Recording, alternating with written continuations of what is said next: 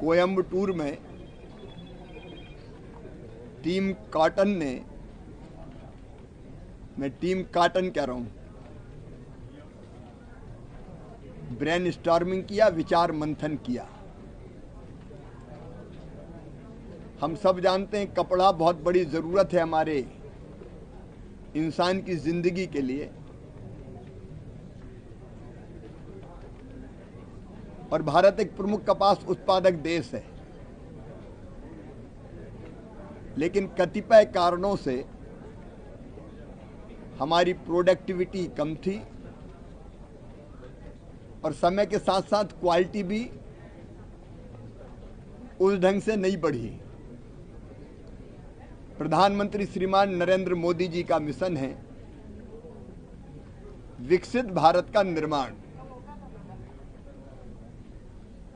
और उनका विजन हमारे लिए वरदान है, और उसके लिए अलग अलग हर एक क्षेत्र में काम हो रहा है। मिशन कॉटन भी, कॉटन मिशन इसलिए बनाया गया कि हम देश में जितनी ज़रूरत है कॉटन की, वो गुणवत्तापूर्ण कॉटन कपास हम अपने देश में पैदा करें, न केवल अपने लिए बल्कि ज़रूरत पड़े तो दुनिया को भी हम कॉटन का एक्सपोर्ट करें। हमारे केंद्रीय मंत्री टेक्सटाइल आदरणीय गिरिराज सिंह जी बहुत कल्पनाशील मस्तिष्क के धनी हैं। वो दिनों रात कॉटन मिशन की सफलता के लिए काम कर रहे हैं, और कॉटन मिशन सफल हो, उत्पादकता बढ़े,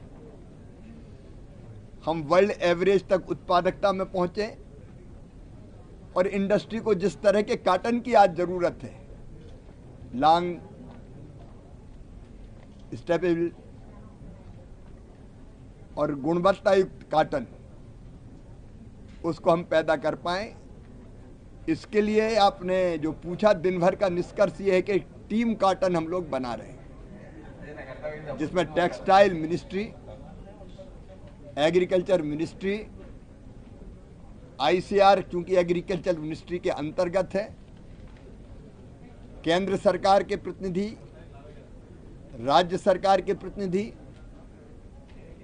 हमारे एग्रीकल्चर यूनिवर्सिटीज के वीसीज, और सबसे प्रमुख हमारे किसान, और इनके साथ कॉटन इंडस्ट्री से जुड़े लोग, बीज सीड इंडस्ट्री से जुड़े लोग, जिनिंग के काम में लगे हुए लोग, मैकेनाइजेशन के काम में लगे लोग, चाहे वो मैकेनाइजेशन का आईसीआर का डिवीजन हो या प्राइवेट सेक्टर में लोग काम कर रहे हो, मिल के काम करेंगे एक दिशा में, और जो लक्ष्य तय किया है उस लक्ष्य को 2030 के पहले ही प्राप्त करेंगे। और कुछ चीज़ें हैं जिस पर, क्योंकि रोड मैप तो अभी हम आज के चिंतन के बाद हम टेक्सटाइल मिनिस्ट्री बनाएगी एग्रीकल्चर मिनिस्ट्री के साथ मिलके, और रोड मैप में ये तय होगा कि हम साल भर में कितना काम करेंगे, 3 महीने में कितना काम करेंगे, और 5 साल में कितना काम करेंगे। लेकिन कुछ चीज़ें हैं जिस पर हम काम करेंगे ही। एक हाई डेंसिटी का कॉटन, उसके अच्छे परिणाम मिले, उसकी ओर हम ज़्यादा तेज़ी से बढ़ेंगे। दूसरा, आईसीआर रिसर्च करेगी जो ज़रूरत है किसान के लिए, जिस तरह के सीड्स की ज़रूरत किसान को है, और इंडस्ट्री को जिस तरह के कॉटन की ज़रूरत है। रिसर्च केवल ऐसे बीजों के लिए किया जाएगा, ऐसे किस्मों के लिए किया जाएगा। फिर हम कॉटन इंडस्ट्री के डिमांड के आधार पर ही सीडों का उत्पादन बढ़ाएंगे। सॉइल हेल्थ, विशेषकर ऑर्गेनिक कार्बन पर्याप्त मात्रा में रहे, और बीज जलवायु अनुकूल हो, क्लाइमेट रिजिलेंट। उसकी ज़रूरत है, बढ़ते तापमान के कारण कई तरह की दिक्कतें पैदा हो रही है, उस पर काम करेंगे। मैकेनाइजेशन एक बहुत बड़ा मुद्दा है, विशेषकर छोटे छोटे किसानों के ज़रूरत की मशीन हम बना पाएँ, क्योंकि लैंड होल्डिंग हमारे यहाँ काफ़ी कम है, उस पर भी हम काम करेंगे। और एक बात आई कि अभी साउथ इंडिया में मशीन टेस्टिंग सेंटर नहीं है, तो दूर जाना पड़ता है टेस्टिंग के लिए। यहाँ मशीन टेस्टिंग का सेंटर बनाया जाएगा। तकनीकों को, टेक्नोलॉजी को किसानों के पास ज़्यादा जल्दी पहुंचाने के लिए, अच्छे बीजों को भी पहुंचाने के लिए तेजी से एक्सटेंशन पर काम करेंगे और अमले को सुदृढ़ किया जाएगा। फिर जो पिंक बॉल वॉर्म जैसी बीमारियां फसल को बहुत नुकसान पहुंचाती है, उसके लिए एआई बेस्ड स्मार्ट ट्रैप जैसी टेक्नोलॉजी का भी इस्तेमाल करके उसका मुकाबला करने का काम करेंगे। हमने ये भी तय किया है कि पेस्टिसाइड्स से लेके और बाकी जरूरी चीजें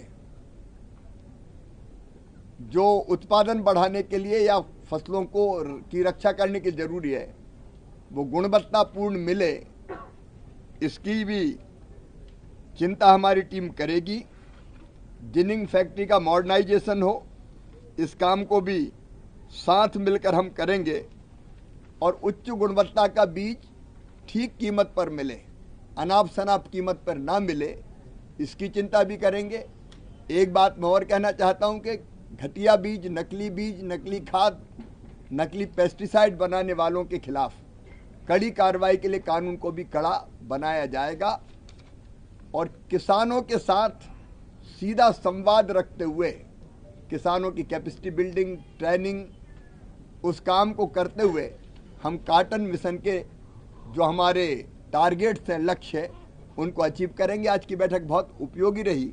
मैं समझता हूँ क्रॉप बार, एक क्रॉप के लिए इतने लोग देश भर से आके एक साथ बैठें, ये एक अपने आप में बहुत बड़ा काम है जो आज हमने इस नगरी कोयम्बटूर में, तमिलनाडु की इस पवित्र धरा पर किया है। क्योंकि कोयम्बटूर तो कॉटन इंडस्ट्री का केंद्र है। त्रिपुरा और कोयम्बटूर अगर मिला ले तो सबसे बड़ा सेंटर तो कॉटन इंडस्ट्री का यही है। ये बहुत उपयोगी चर्चा हुई है और साथ मिलकर हम लोग आगे बढ़े। Very important meeting today conducted by 2 central ministers, but state minister not participate this meeting. How do you feel? हमने तो इनवाइट किया था। कोई भी काम, चाहे फार्मर वेलफेयर का हो, प्रोडक्टिविटी बढ़ाने का हो, देश के हित का हो, तमिलनाडु के हित का हो, तो हमारे लिए वो राजनीति के ऊपर है। हमने स्टेट गवर्नमेंट को, जो मंत्री जी हैं, उनको सादर निमंत्रित किया था कि वो आए। अब वो क्यों नहीं आए ये तो वही बता सकते हैं। मंत्री जी बैठे, अभी पीएम मित्रा के अंतर्गत, योजना के अंतर्गत 1100 करोड़ रुपया तमिलनाडु को दिया गया है अभी। तो हम कोई भेदभाव नहीं करते क्योंकि तमिलनाडु हमारा है। यहाँ की महान जनता को हम प्रणाम करते हैं और तमिलनाडु की सरकार से कहते हैं कि जहाँ तक जनता के हित का सवाल है वो साथ मिल के काम करे केंद्र सरकार के। हमारा तो यही आग्रह है। Is there any time-bound period for the cotton cultivation self-sustainability? Time bound programme अभी हम बनाने वाले हैं, जिसमें हम लोग तय करेंगे कि कितने समय में टारगेट कौन सा है जिसको हम अचीव करेंगे। Long pen request regarding the reduction of the duty, import duty for cotton 11% by the legislation. What is the real reason? सब पहलुओं पर विचार करके फैसला किया जाएगा। विचार चल रहा है। Sir, today farmers would have said you about the animal effects in this region, especially in Coimbatore, Tirupur, Neelachal.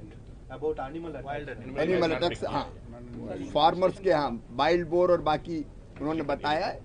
आज हमने फार्मर्स की उस समस्या को सुना है और भारत सरकार की एक योजना है RKB-22, उसके अंतर्गत अगर राज्य सरकार, स्टेट गवर्नमेंट चाहे, क्योंकि देखिए एग्रीकल्चर राज्य का विषय है, स्टेट सब्जेक्ट है, केंद्र सरकार कोऑपरेट करती है, सहयोग करती है।